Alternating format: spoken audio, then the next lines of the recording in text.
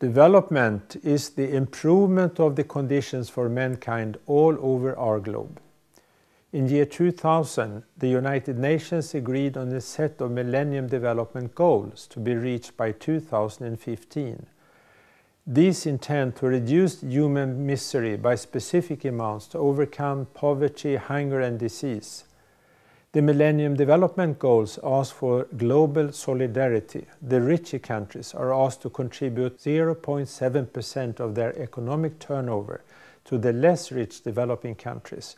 Today, at the midpoint of this 15-year period, we have not at all reached that level of support. Some generation back, we learned that there are two kinds of countries, developed and developing. But today, the world map is more varied.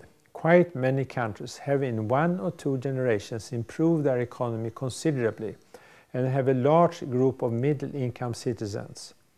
This applies, for example, to India and China, which together account for 1/3 of the world population. The number of so-called middle-income countries is increasing.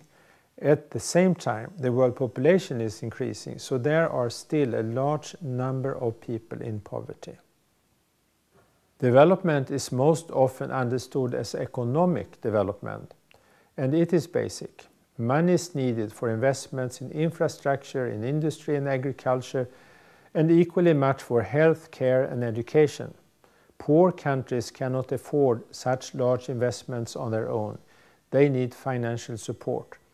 This support is either in the form of international aid or business investments, or most often a mixture. The conditions for this support for economic development are not always favorable for the poorer countries. Even if the most needed are fair trade agreements and decent conditions for investment, this is not always on the agenda. The richer countries in practice set conditions, and those are not always the same as those at home. For business, the rules for international capitalism are weak. Economic development requires a rule of law, security, and that corruption is controlled. But this is often lacking. Is then economic globalization good, or is it bad? We would like the international companies to be a constructive force in the countries where they are working, but too often we rather see ruthless exploitation for economic gains. A constructing force has, perhaps surprisingly, become consumers' pressure. The fair trade movement started a change that has led to corporate social responsibility, CSR. CSR requests that companies contribute to the society in which they are active.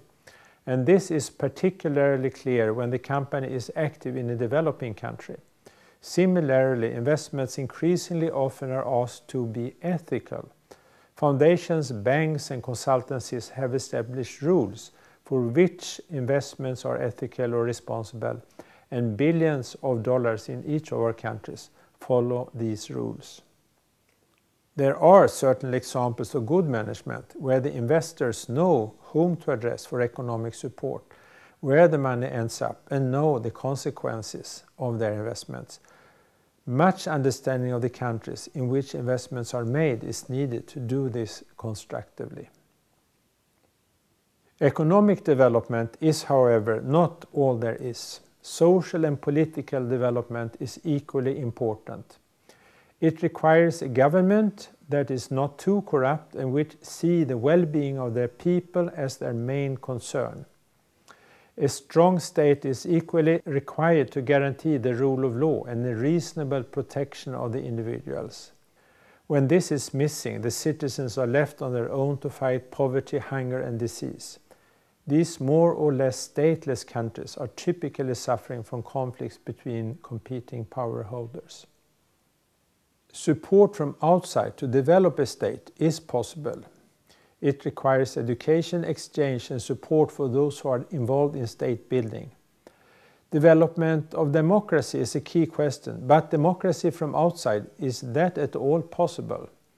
This is quite controversial, but a developing democracy may for sure be supported from outside, for example, by organization of elections, education and so on. Support for healthcare is important and the main concern in the Millennium Development Goals. A reduced infant mortality and improved women's health are key factors. To make sure that both the baby and the mother will survive childbirth is essential for a decent life. In a civilized country, parents should not be forced to bury their children.